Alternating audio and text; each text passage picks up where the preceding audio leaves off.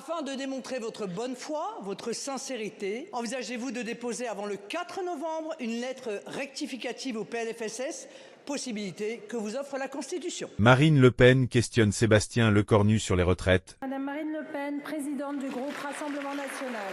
Monsieur le Premier ministre, la suspension de la réforme des retraites avec laquelle vous avez acheté la non-censure du Parti socialiste ressemble de plus en plus à une fausse promesse. Cette suspension n'est d'ailleurs, comme l'a rappelé cyniquement le président de la République, qu'un report de quelques mois de son application, contredisant d'ailleurs les propos que vous avez tenus ici même la semaine dernière. Faire une promesse en espérant que 1000 obstacles vous empêchent de la tenir est d'autant plus condamnable qu'elle crée un faux espoir chez une majorité de Français qui étaient, vous le savez, opposés à cette réforme en raison de la profonde injustice qu'elle génère. Cette hypothétique promesse a cependant déjà une conséquence bien concrète pour le pouvoir d'achat des retraités, une baisse d'1 milliard d'euros sur les retraites complémentaires. Dès votre annonce de la semaine dernière, nous avons été nombreux à alerter sur la concrétisation de cette promesse. En effet, si le PLFSS est rejeté, la suspension n'aura pas lieu. Si le Sénat retire la suspension du PLFSS, elle n'aura pas lieu. Si la CMP refuse de l'inscrire dans le PLFSS, la suspension n'aura pas lieu. Si le Conseil constitutionnel la censure en tant que cavalier,